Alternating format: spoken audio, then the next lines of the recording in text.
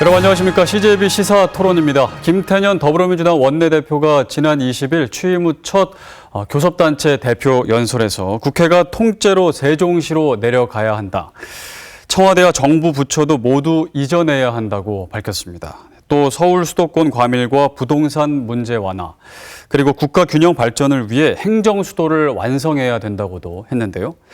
청와대와 국회, 정부 부처의 세종시 완전 이전은 2004년 관습헌법에 기초해서 청와대와 국회의 소재지는 서울로 한다라는 신행정수도 위원 판결에 따라 개헌 사항에 해당이 됩니다. 때마침 재헌절 경축사에서 박병석 국회의장은 개헌 추진을 공식적으로 제안하기도 했는데요. 현재 충청권 공동대책위원회는 김태년 원내대표의 연설과 또 박병석 국회의장의 개헌 추진 제안에 고무적인 모습입니다. 오늘 이 시간에는 국가균형 발전과 세종시 행정수도 완성을 위한 실행 계획 그리고 개헌 방안에 대해서 모색해 보겠습니다. 이두영 균형발전 지방분권 충북본부 공동대표, 이상선 지방분권 충남연대 상임대표, 김수현 세종시 국가균형발전 지원센터장 나오셨습니다. 어서 오십시오. 네, 반갑습니다. 네. 좀 갑작스러웠습니다. 김태년 더불어민주당 원내대표의 연설, 국회, 청와대, 그리고 정부 부처 모두 세종시로 이전하자는 연설 이후에 국가균형발전과 지방분권 또 상생발전을 위한 충청권 공동대책위원회는 환영의 논평을 냈는데요.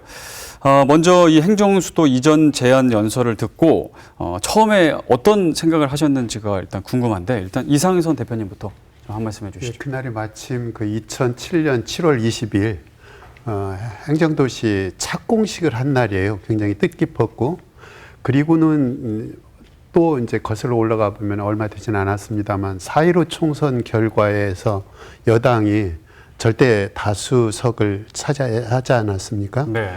그것에 대한 어떤 상응하는 그 역할, 존재감을 나타내는데 그만한 파괴력 있는 이슈가 의제가 더 있었을까 싶어가지고 상당히 고무적이고, 저는 기본적으로 물론 이제 어느 정파에서는 수도권 집값 주택 정책의 실패에 대한 호도하기 위한 정책으로 내세운 거 아니겠는가 그렇게 하는데, 저는 두 가지 다 맞다는 생각을 해봅니다.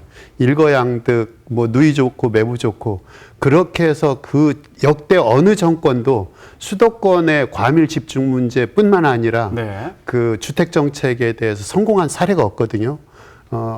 지금 현 정부 여당에서 내세우는 신행정수도 완성 이런 의지만 관철시킨다고 그러면은 그것이 바로 수도권의 과밀 집중뿐만 아니라 수도권의 그 실패한 주택 정책을 성공할 수 있는 지름길이고, 겸해서 행정수도로의 우리의 충청권의 여망인 행정수도 완성까지 챙긴다고 그러면은 이거보다 더 좋은 정책이 이 시기에 있을까 싶은 그런 생각을 들었습니다. 굉장히 또 반가운 마음. 예, 반가운 마음이죠. 네, 대표님요?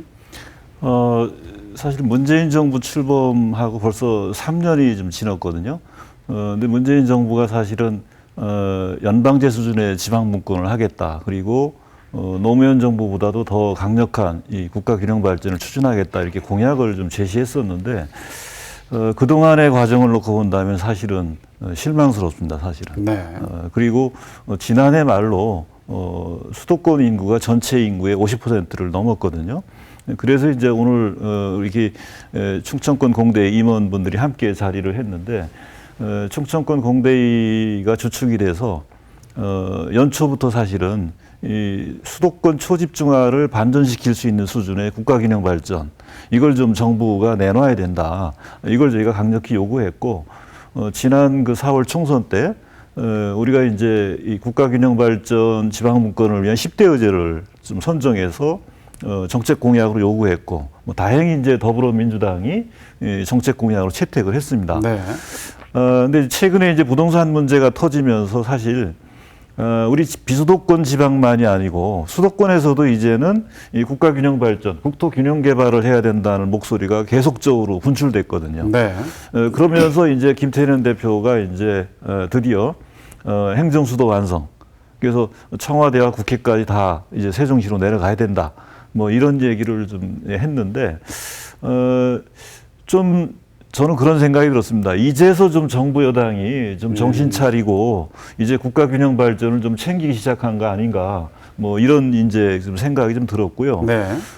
어쨌든 세종시를 행정수도로 완성하는 것은 매우 상징적인 그런 좀 사업이면서 이것으로 저는 중단돼서는 안 된다.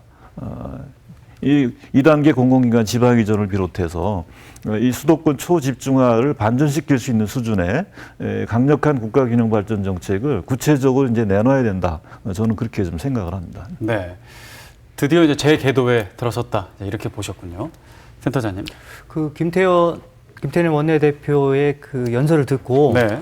우선 한 방 맞은 듯한 그러한 좀 느낌이었습니다. 그 획기적인 그만큼의 그 제안이었다는 생각이 들고요.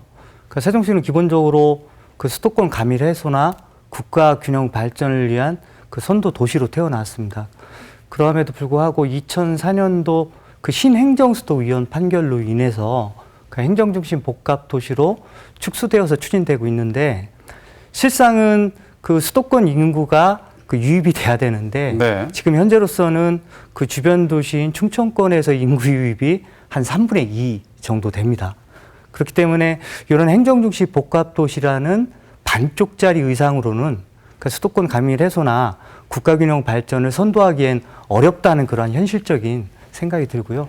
마침 그 김태년 원내대표가 그 청와대나 국회, 정부의 완전 이전까지 주장을 하면서 그 세종시를 원래의 기획이었던, 원래의 출범 취지였던 행정수도로 다시 좀 건설하자는 그 부분과 관련해서는 그러니까 수도권 가밀 해소나 부동산 해법을 해결하기 위한 제가 봐서는 현실적인 대안이라고 생각을 하고 있습니다. 일단은 네. 제가 더 덧붙인다 네. 그러면 사실 뭐 이 문재인 정부가 그리고 그 더불어민주당 정권이 어떻게 보면 노무현의 정신을 계승하는 노무현의 그 국정 철학과 가치도 계승하는 이런 걸 표방을 해왔잖아요. 이제 그렇다고 하면 보수 정권 10년 동안 사실 이 세종시가 행정 수도에서 행정 도시로 전락을 하고 그리고 수도권 위주의 성장 개발로 이렇게 가면서 오히려 또 국가균형 발전이 후퇴하는 뭐 이런 이제 그 무슨 문제들이 있었단 말이죠. 그러니까 더불어민주당이 적극적으로 나서서 다시 노무현 정부에서 사실은 하지 못했던 이 세종시를 행정수도로 완성하는 문제. 저는 좀 당연히 해야 될 일이다.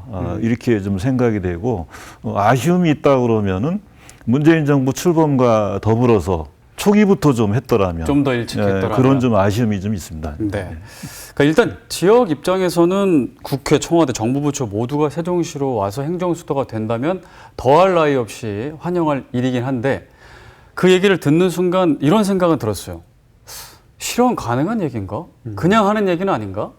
그런 생각이 들었는데 어떻게 실현이 가능하다고 보십니까? 신행정수도가 행정중심 복합도시로 기능이 약화되거나 과학 비즈니스 벨트를 또 다른 데로 설정하려고 하는 그런 오랜 경험을 통해서 사실은 국가균형 발전이라든가 신행정수도 수도권 규제 문제 이 문제에 사실은 충청권 공대의 오늘 나온 우리 민간 역량이 가장 늘 앞장을 서서 네. 문제점을 정확하게 짚었고 이번에 김태년 그 원내대표라든가 박병석 의장의 그 재헌절 경축사 이런 내용에서도 가장 발빠르게 그 부분에 대한 그 의미 같은 것들을 저희가 평가를 하고 네. 입장을 낸 그런 경력을 봐고 경험이나 문제의식에 대한 공통의식에서 봤을 때는 저희는 뭐 일정한 역할을 가능하다고 경험적으로도 그러고요. 네. 예.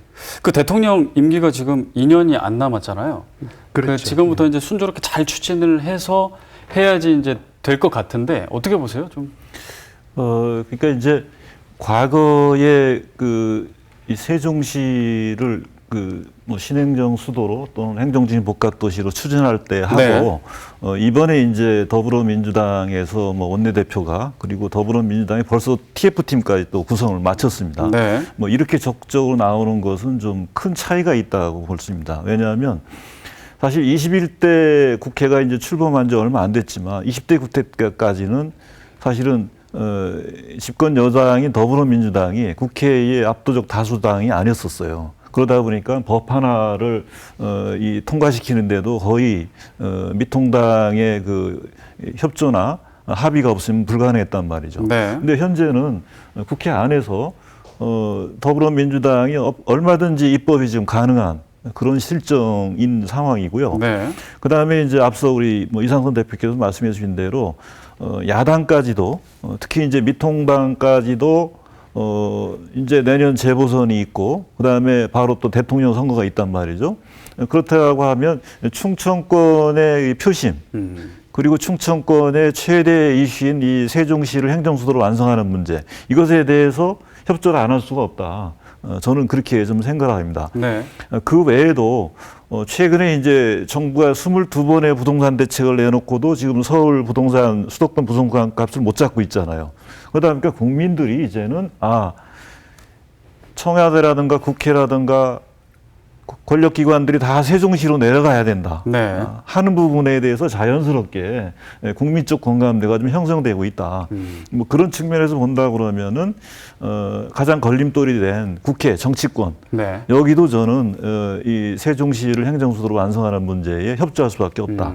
그래서 이제 이상선 대표님 말씀대로 충청권 민관정이 네. 정파와 이념과 지역을 초월해서 일치 단결해서 노력하면 저는 충분히 가능하다 이렇게 봅니다. 저는 이제 충청권의 역할이 중요하다고 판단하는 근거에는 보면은 경험적으로 김대중 정부라든가 참여정부가 탄생할 수밖에 없었던 것이 거기는 충청권하고의 결합 때문에 그게 가능했거든요. 왜냐하면 DJ 정부 때는 그 JP하고의 연합하고 그리고 참여정부 때 과연 노무현 대통령이 당선이 될 것인가에는 회의감이 있었습니다만 그 당시에 던진 카드가 충청권의 신행정수도 이 카드였거든요. 네. 보면은 결정적인 선거 과정에서 충청권의 역할이 상당히 뭔가 좀 결정타 역할을 해왔던 그런 경험에 비춰봤을 때 이게 과연 실현 가능한 것인가 하는 것은 그 구계자의 문제이고 우리 충청권에서 그런 경험의 바탕으로 네. 이건 충분히 가능하다,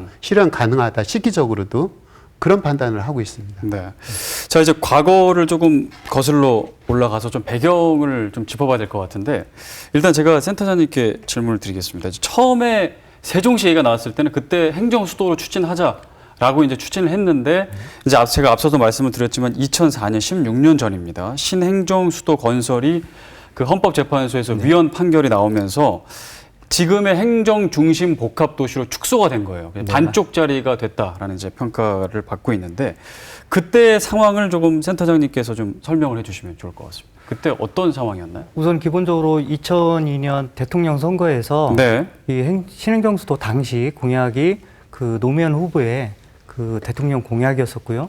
방금 대표님께서 말씀하신 바와 같이 이 신행정수도 공약이 그 충청권 표심을 얻으면서 그러니까 노무현 대통령께서 당선되시는데 결정적인 역할을 했습니다. 그래서 대통령 선거라는 과정을 거치면서 이 신행정수도 공약이 이미 국민적인 검증을 거쳤다고 이제 보는 거고요. 네. 그걸 토대로 해서 2003년 12월에 그러니까 지방 살리기 3대 입법이라고 해서 지금도 저는 그 철학은 계속 유지되고 있다고 보는데 그러니까 지방 분권과 국가 균형 발전, 신행정수도는 같이 가야 된다는 그 패키지 전략으로 인해서 신행정수도 특별법도 그때 그 2003년 12월에 이제 통과가 되었습니다. 그런데 이제 2004년도부터 당시 그 한나라당이었는지 새누리당인지 기억은 이제 잘 나지는 않지만 그쪽에 계신 분들이 이제 신행정수도와 관련한 위헌 소송을 제기를 했고요. 네. 그러니까 2004년도 12월에 우리나라는 그 성문헌법이 기본법인 나라이지 않습니까? 그럼에도 불구하고 듣도 보도 못한 그 간습 헌법이라는 허무맹랑한 불문법 논리를 갖고 와서 그 잣대를 들이대면서 그 신행정수도 이혼 판결을 받게 됩니다. 네. 받게 되면서 결국은 이것이 자초될 위기에 있다가 두 분께서 이제 말씀을 하신 바와 같이 충청권 민간정이 하나 되어서 최소한 신행정수도의 철학과 정신은 계승해야 된다. 그런 절박한 목소리 외침이 있었던 거고요. 다행히도 행정중심 복합도시로 반쪽짜리 기능이지만 축소되어서 지금까지 오고 있는 그러한 역사성을 갖고 있다고 생각을 하고 있습니다. 네, 이제 그렇게 행정 중심 복합 도시 세종시가 이제 탄생을 하게 됐는데, 물론 탄생을 안 한 것보단 낫다라는 평가지만 어쨌든 처음에 방향과는 좀 다르게 추진되다 보니까 조금 국가 균형 발전을 이끌기는 역부족이지 않나라는 평가를 계속해서 지금 받고 있습니다. 지금까지 드러난 세종시의 조금 현실적인 한계라면 좀 어떤 게 있는지 좀 입장을 좀 얘기해 주시면 좋을 것 같습니다. 가장 큰 한계는 어쨌든 행정 수도로 출발을 했는데 행정 도시로 전락을 한 거죠. 네. 그러다 보니까 국가의 최고 중추 관리 기능이라고 하는 대통령과 청와대, 그리고 외교부, 그리고 국회, 대법원, 이런 그 최고의 권력 기관들이 다 서울에 그대로 지금 소재하고 있는 뭐 그런 좀 상황입니다. 네. 그러면서 세종시하고 서울하고 이렇게 이원화돼 있으면서 이 행정의 그 비효율을 좀 초래하고 있는, 이게 이제 가장 큰 문제가 되는 것이고요. 네. 두 번째는 앞서 우리 김수현 센터장께서 이제 말씀하신 대로 수도권 인구를 분산시켜서 국가균형 발전을 선도하는 거점 도시로 이제 세종시가 이제 만들어지고 있는데, 지금까지의 평가 결과를 놓고 본다 그러면 세종시 인구가 이제 33만 정도 이렇게 된 상황인데, 인구가 대부분 60%가 넘는 이 높은 비중이 주변의 충청권으로부터 유입됐습니다. 네. 그리고 수도권으로 유입된 것은 한 24% 정도밖에 안 되는 이런 상황이죠. 결국은 균형 발전을 위해서 만든 도시인데, 네. 또 행정 수도로까지 계획됐던 건데 하나의 신도시로 전락하는 뭐 이런 이제 그 모습들을 좀 보이고 있는 거고요. 세 번째는 사실은 이제 충청권이 서로 상생 발전을 좀 하면서 충청권 전체가 이 세종시 건설에 따른 혜택을 받고, 여기서 더 나아가서 전국 10곳에 있는 혁신도시, 각 지역과 함께 이 상생 발전하도록 균형 발전의 어떤 성과들을 파급시켜내는 뭐 이런 것들까지도 이제 세종시가 역할을 좀 해야 되는 부분이 있는데, 네. 지금 주변 지역조차도 충청권조차도 이제 서로 상생 발전을 못한다 해가지고 이제 갈등하는 네. 뭐 이런 문제들이 나오고, 영호남 같은 경우에는 특히 그러죠. 이제 충청권도 수도권이다. 그렇기 때문에 이제 균형 발전은 영호남 위주로 해야 되는 거고 충청권은 제외해야 된다. 뭐 이런 문제까지 지금 대두되는 뭐 그런 좀 상황입니다. 그 문제의식과 관련해서 그 재미있는 연구 결과가 있습니다. 국가균형발전위원회에서 보면은 이렇게 반쪽짜리 그 세종시나마, 네. 그리고 그동안에 뭐 수도권 규제다 이런 문제에도 불구하고 이 혁신도시도 이제 상당히 좀 비판적인 관점에서도 바라보고 있습니다만, 미완의 행정도시 그리고 혁신도시 정책으로 인해서 그동안에 수도권 집중, 과밀 집중이 8년 정도 지체된 그런 연구 결과를 내세웠어요. 그리고서는 이제 그 약효가 8년밖에 안 됐고, 지금 이제 드디어 이제 그 부동산 정책이 널뛰기를 하고, 또 뭐 이 수도권 과밀 집중 문제가 드러나면서 지금 이제 그런 이면에 보면은 여전히 그 국회와 청와대라는 국가 의사결정권의 최고 영향력이 미쳐지는 핵심이 여전히 서울에 남아 있는 한은 네. 이 약효가 8년밖에 지탱이 될 수밖에 없는 그런 구조적인 한계가 있다.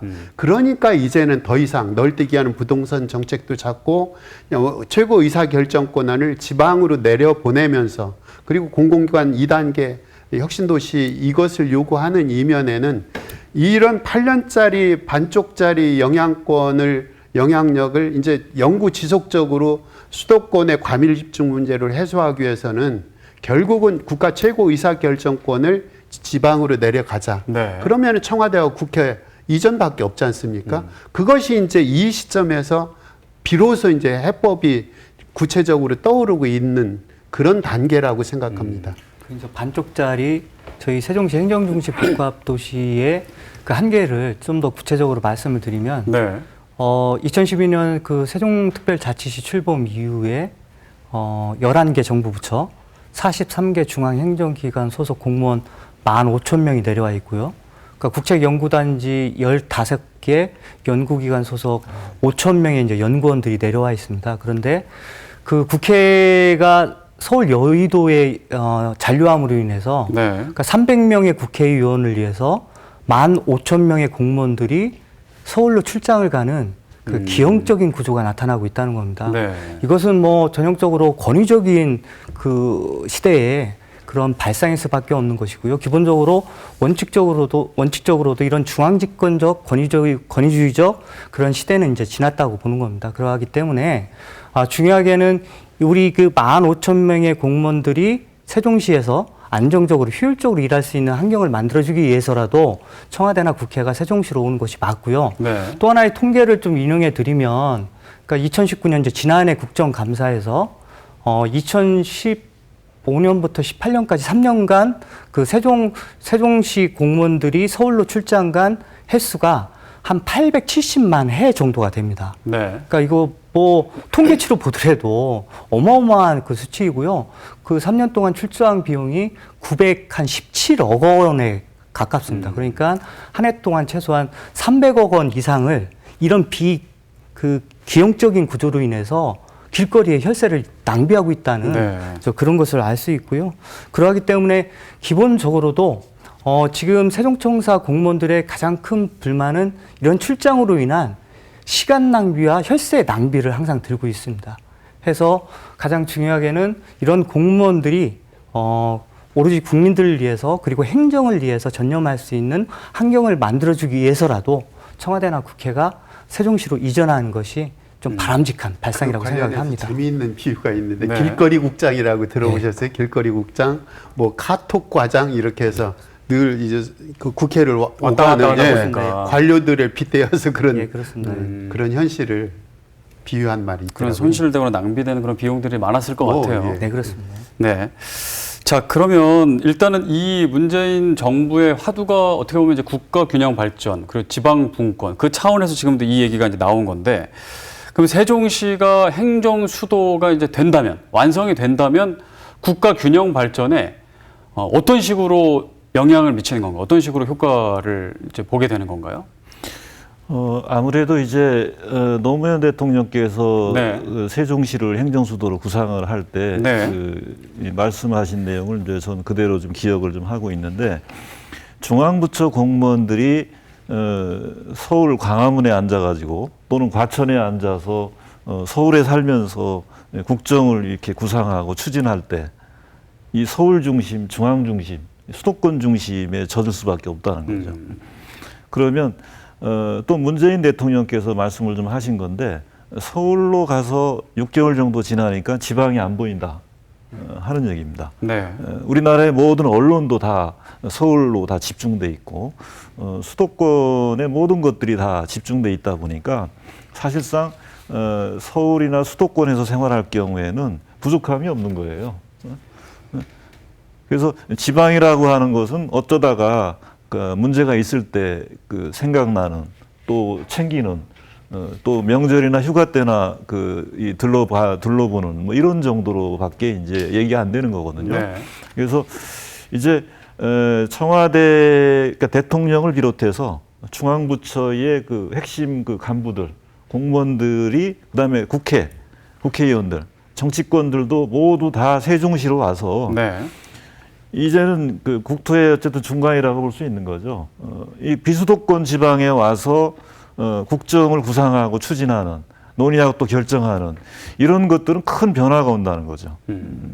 전혀 저는 뭐 충분히 그거에 대해서 공감을 합니다. 왜냐하면 서울 수도권에 있는 사람들은 지방이, 비수도권이 얼마나 어렵고 얼마나 또 이 불공정하고 불공평한지 하는 부분에 대해서 잘 모릅니다. 네. 심지어는 모든 교통도 다 전국이 다 서울 수도권으로 연결돼 있습니다.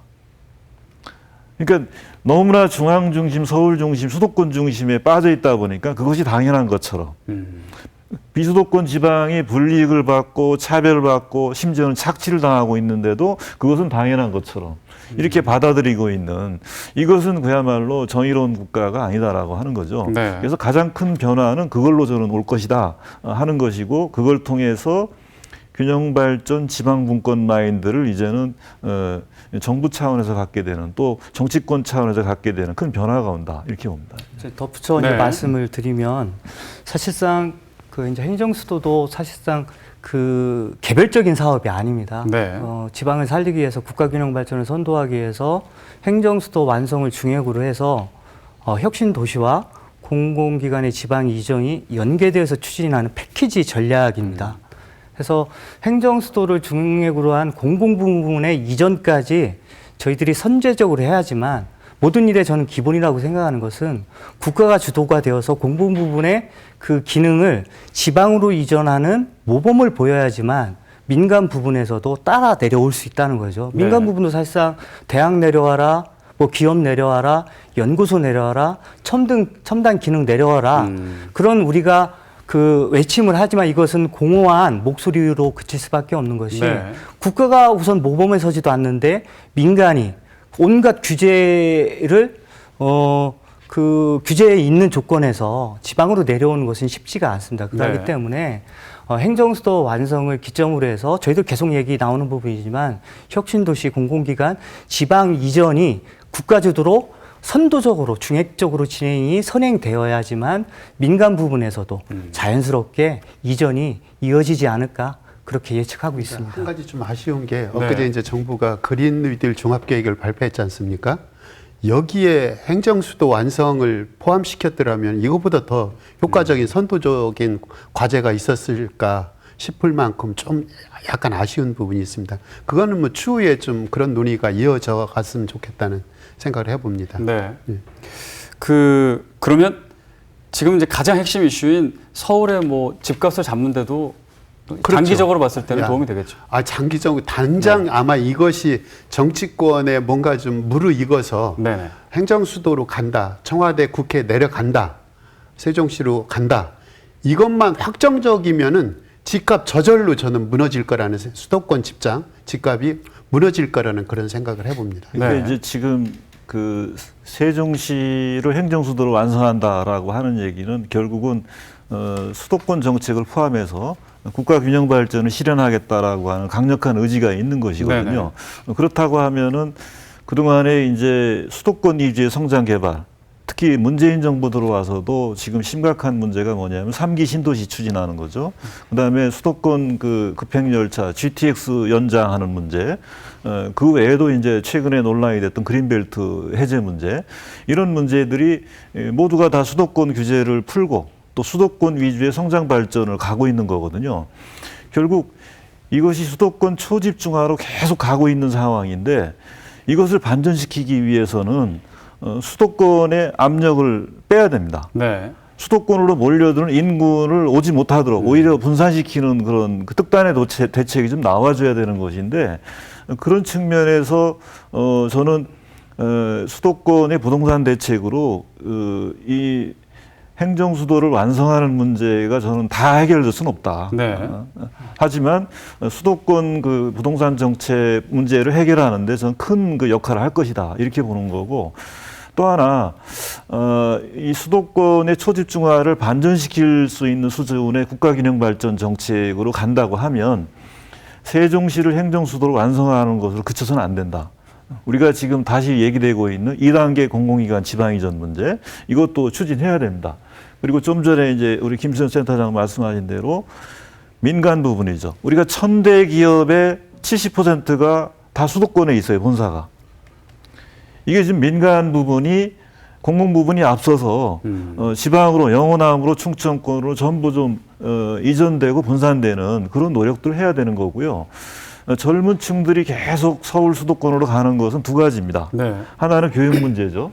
대학에 진학하는 문제입니다. 그러면 대학 문제도 이제는 지방 대학을 국제적 수준으로 경쟁력을 높이던가, 아니면 수도권에 있는 대학을 분산시키는 거죠. 네.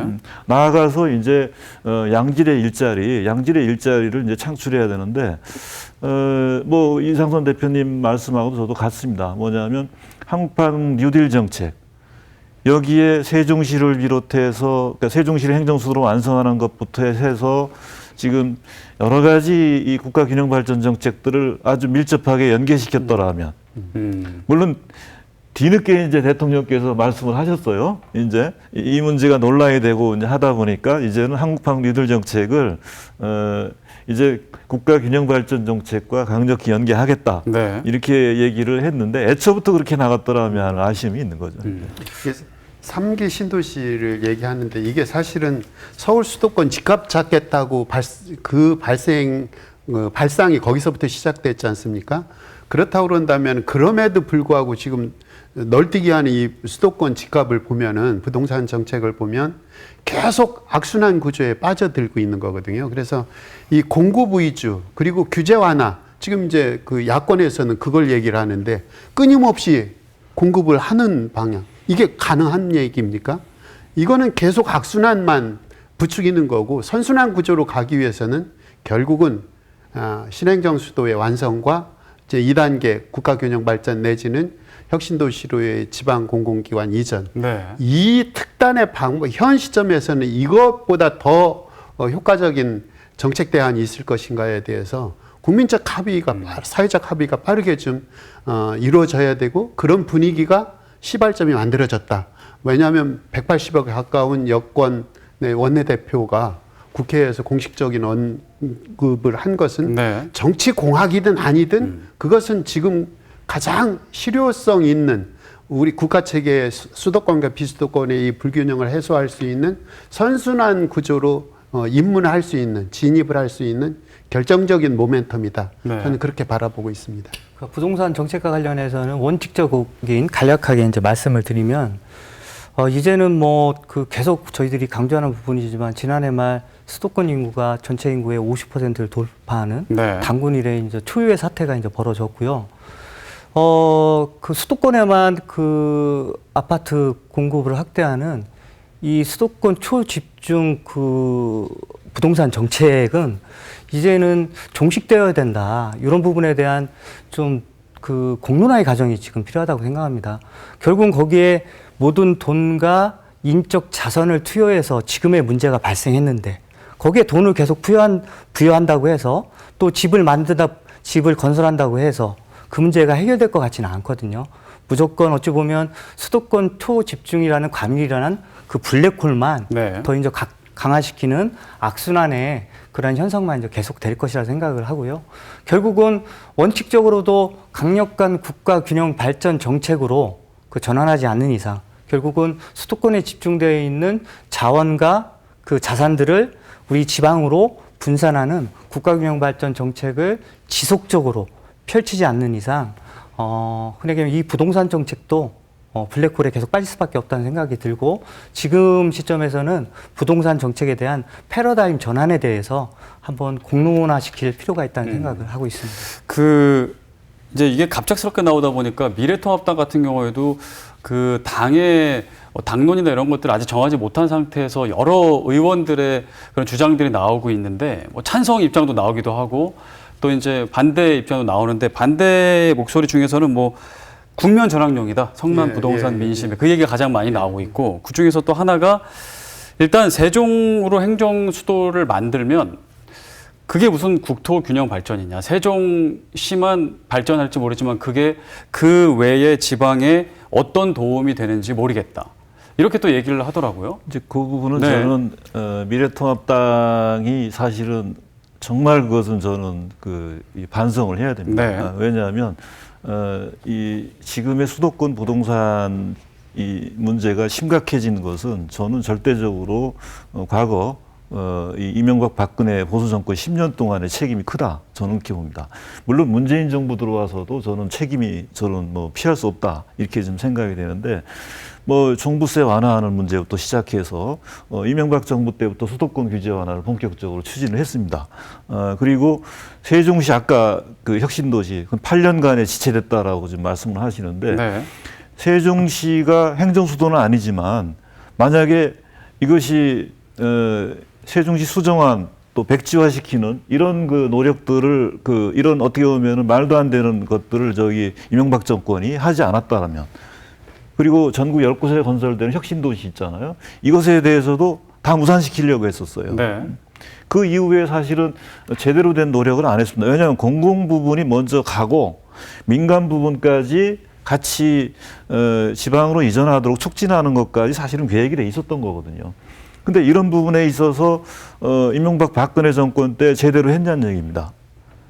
그런 것들을 안 해놓고 그 책임이 본인들 지금 과거 이름만 바꿨잖아요, 지금. 네. 사실 미래통합당이 이름만 바뀌었지 과거 이명박 박근혜 정권을 지금 정권을 계승하고 있는 정당인데 그런 책임도 느끼지 못하면서 단지 그냥 국면 전환용이다. 아니면은 여러 가지 이 세종시만 발전하는 거 아니냐. 그러니까 이제 아까 말씀드렸죠. 네. 세종시가 지금 아까 말씀드린 우리가 세 가지 제가 한계와 문제점들을 얘기했잖아요. 네. 그 근본 원인이 바로 이명박 박근혜 정권 때의 그 조치로 이루어진 겁니다. 그것에 대해서 반성도 없이 그냥 지금 얘기한다는 것은 네. 제가 볼 때는 자가당착이다 이렇게 말씀드리는 것이고요. 근본적으로 그러면 수도권 초집중화가 지금 가속되고 있고 네. 이 부동산 문제가 심각한데 그것에 대한 처방은 내놓지 못하고 그냥 정치 공세로만 이렇게 가는 것은 그야말로 저는 이 책임 있는 제1야당으로서의 자세가 아니다. 저는 그렇게 봅니다. 그 부분과 관련해서 저는 네. 정말 대한민국 제1야당으로서 철학이 빈곤하신 것이 아닌가라는 말씀을 드리고 싶고요. 계속 나온 얘기지만 그 노무현 정부에서 참여정부에서 추진했던 요 행정중시 복합도시 반쪽짜리 기능이지만 네. 혁신도시 건설로 인해서 세종시가 2012년에 이제 출범을 했고요. 공공기관 지방 이전도 2012년 전후로 해서 이제 시작이 되었습니다.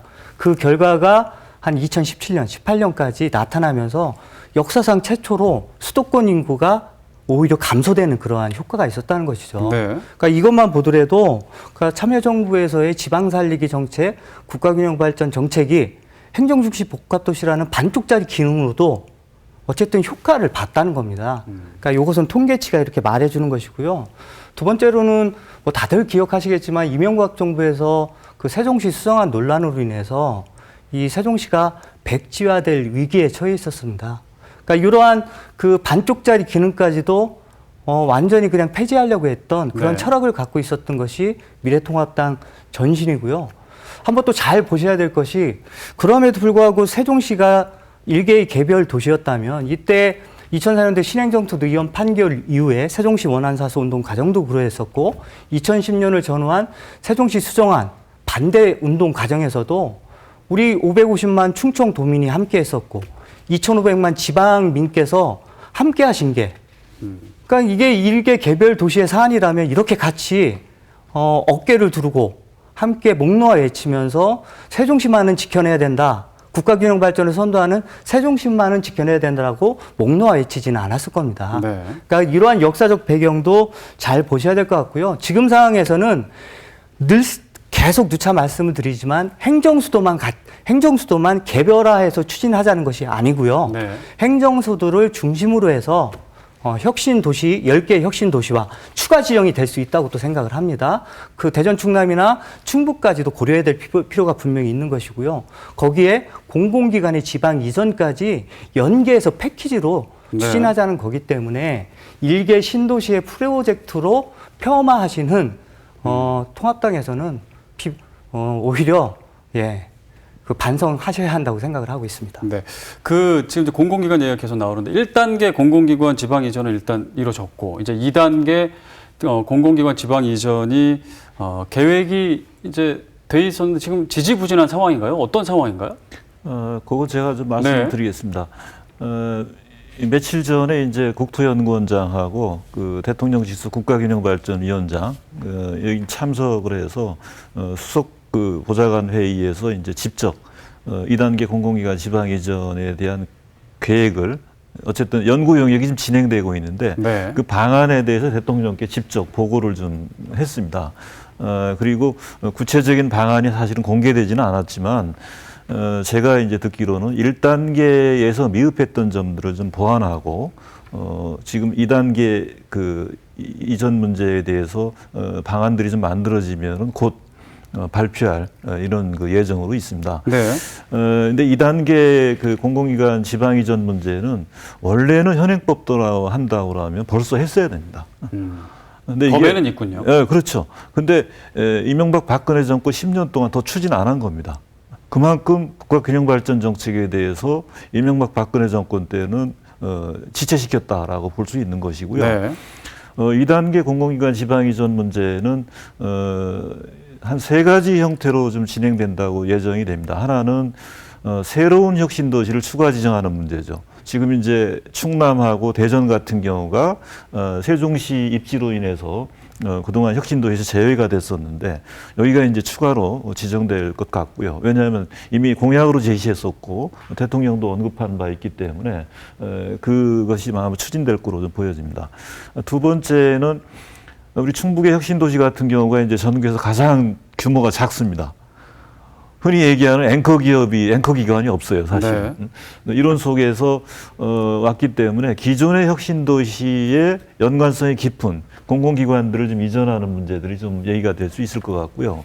그다음에 이제 마지막으로는 꼭 혁신도시를 통해서 이전하는 것만이 아니고 네. 원도심에 이제 이전하는 방안들. 그래서 이 원도심의 도시 재생, 활성화 이 부분까지 이제 고려한 이런 이제 그 한 세 가지 정도로 좀 얘기되고 있는 것 같은데 구체적인 내용은 어쨌든 확정돼서 발표돼야 알 수 있다고 볼 수 있는데 세종시를 행정수도로 완성하는 문제하고 동시에 네. 2단계 공공기관 지방 이전은 안 할 수 없습니다.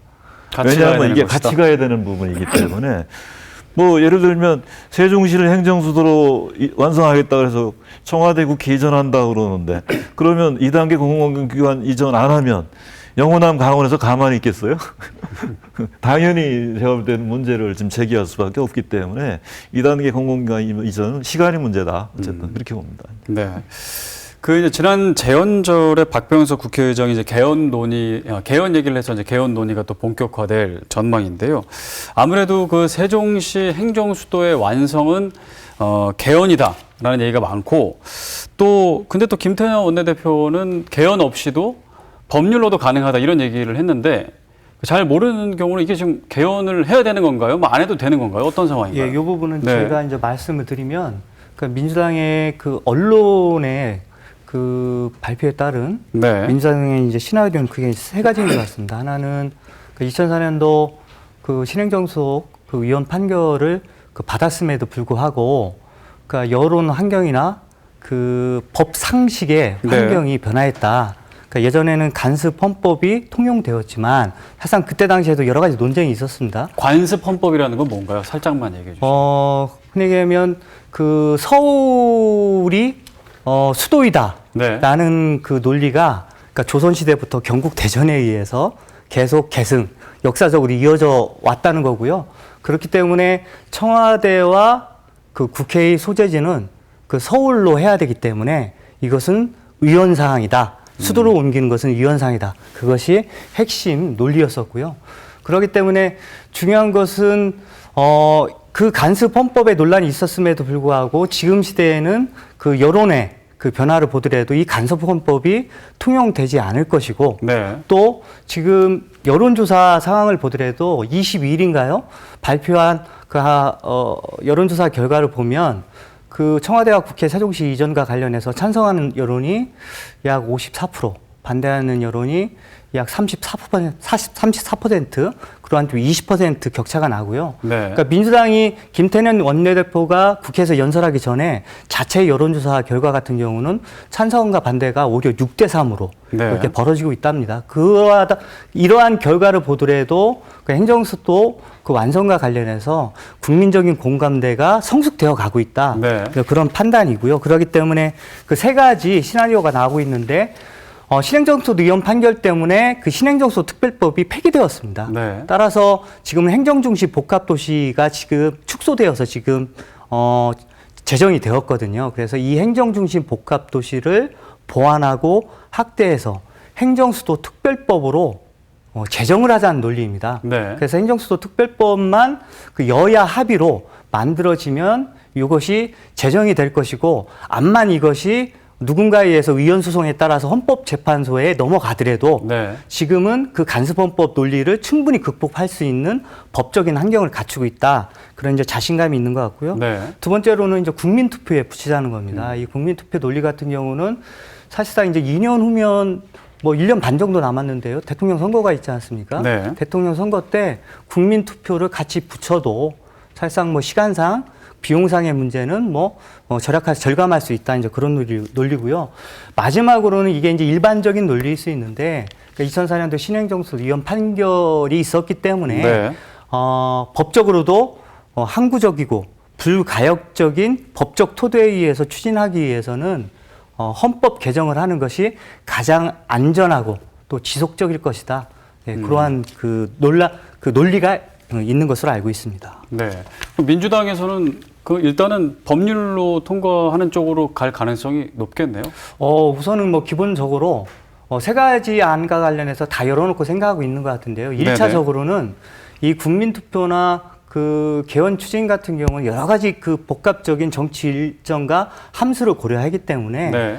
그래도 여야 합의를 통한 행정수도 특별법 제정 쪽에 지금 무게를 두고 있는 것 같고요. 그래서 아마도 민주당은 그 통합당 쪽에 행정수도 특별위원회를 그 제안해 놓은 상태이고 그 특위 내에서 이 특별법 제정과 관련한 주요 전반 사항을 논의하고 싶어하는 그런 생각을 갖고 있는 것 같습니다. 네.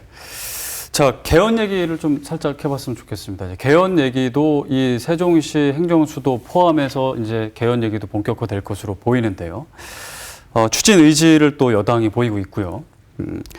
그러면 일단 대통령 임기 안에 개헌이 가능할지도 이제 궁금해하시는 분들 많을 것 같고 개헌안에는 그럼 어떠한 내용들이 좀 포함이 좀 되어야 하는 건지 그 부분에 대해서 좀 얘기 좀 해주시죠. 근데 먼저 사실 개헌 네네네. 시기에 대해서 말씀을 좀 드려야 될 것 같습니다. 근데 우리 충청권 공대위가 제안한 내용이 그대로 박병석 국회의장께서 이제 받아가지고 발표를 네. 좀 해서 저희들도 참 어떻게 보면 기대를 좀 많이 하고 있는데 두 가지 방안이 얘기되고 있는다. 개헌 시기도 하나는 지금부터 내년까지가 적기다. 이렇게 이제 박병석 의장이 말씀해 주셨는데 우리 네. 충청권 공대에도 그렇게 좀 생각을 하고 있습니다. 또 하나 방안은 다음 대선과 동시에 이제 국민투표로 그 개헌을 하자라고 하는 거죠. 네. 근데 문제가 뭐냐면 저는 이렇게 봐요. 개헌을 하려면 어쨌든 지금 정치 구조로 봐서는 여야가 합의하지 않으면 안 됩니다. 개헌안이 두 개가 나올 수는 없는 거거든요. 하나를 놓고 찬반 국민투표로 가는 문제인데 여야가 합의해야 단일안이 나올 수 있습니다.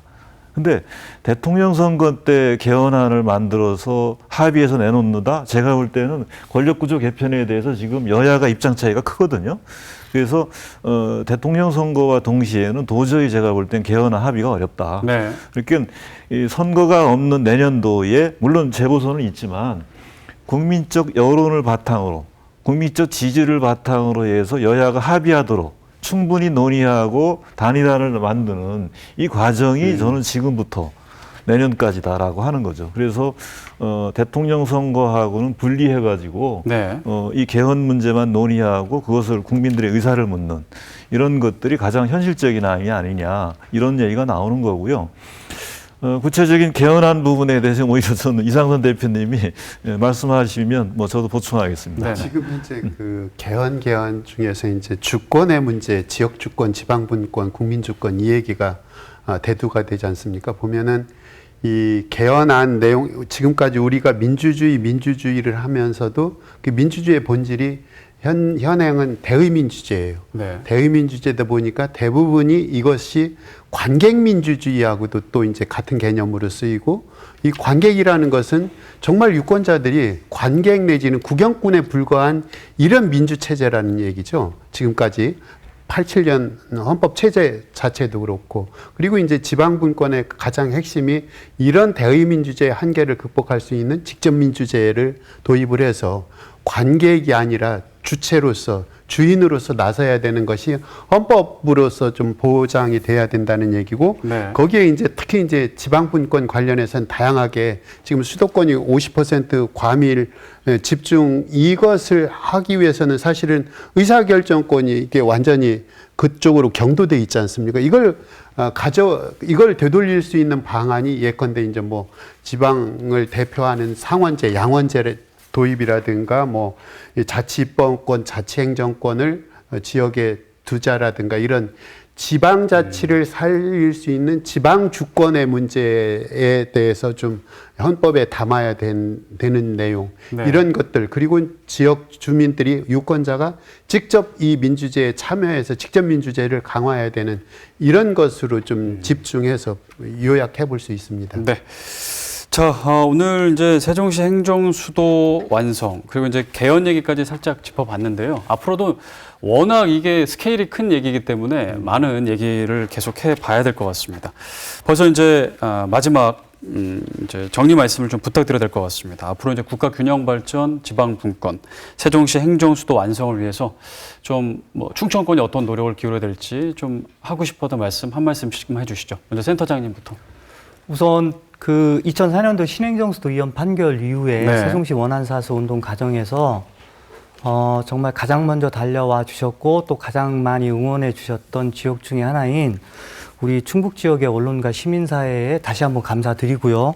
또 이렇게 불러주셔서 옛날에 그 세종시 원안사수 운동 과정 때 그 뜨거웠던 그 동지애가 연대애가 다시 살아나는 것 같아서 가슴이 이렇게 좀 뭉클합니다. 너무 감사드리다는 말씀 드리고 싶고, 결국 이 행정수도 완성을 위해서는 세종시만의 개별 문제는 아니고요. 네. 세종시 혼자 헤쳐나가기엔 너무나 버거운 그런 국가적인 대과제입니다. 그러하기 때문에 우리 충청권이 하나가 되지 않으면 요 행정수도 완성이라는 과제를 수행하기는 어려울 것 같고요. 그래서 예전처럼 좀 가칭 행정수도 완성, 충청권 민간정 추진단을 좀 결성을 해서 우리 충청권 민간정이 하나 되어서 세종시 원안 사수운동 과정에서 그 일치되었던 마음을 보여주었던 것과 같이 이번에도 좀 하나가 되어서 반드시 꼭 이루어냈으면 좋겠다는 그런 간절한 마음을 전달해 드리고 싶습니다. 네.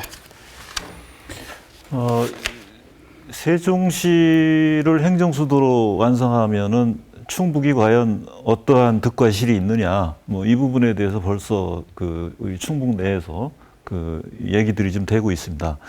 그 얘기는 뭐냐면 그동안에는 좀 긍정적인 부분보다는 부정적인 부분들이 없지 않아 있었다, 이런 지적들이 있다 보니까 또다시 이 블랙홀 이런 현상으로 인해서 청주와 충북이 좀 위축되는 거 아니냐, 뭐 이런 우려들이 있는데 저는 사실은 그렇게 생각하지 않습니다. 최근까지 보면 청주라든가 충북의 여러 가지 경제라든가 다양한 지표들이 그래도 전국적으로 보면 매우 좋은 뭐 그런 이 결과들을 좀 나타내고 있고, 네. 또 충북 같은 경우, 청주 같은 경우 인구가 계속 또 꾸준히 증가하고 있는 그런 추세에 있거든요. 그렇기 때문에 이것이 저는 세종시의 효과다, 저는 그렇게 보는 것이고, 오히려 저는 그렇게 생각합니다. 여러 가지 경제라든가 인구라든가 다양한 부분들에서 저는 긍정적인 효과들이 있는데, 다만 저는 이런 부분을 우려합니다. 또다시 세종시를 중심으로 한 충청권이 지금의 수도권처럼 부동산 값이 폭등하고 교통 문제가 심각하게 발생되고 또 지역 간의 불균형 문제로 또 야기되는, 이렇게 가서는 안 된다는 거죠. 네. 그래서 기존의 서울 수도권을 극복하는 그러한 이 새로운 수도권, 충청권이 만들어져야 된다라고 하는 것이고요.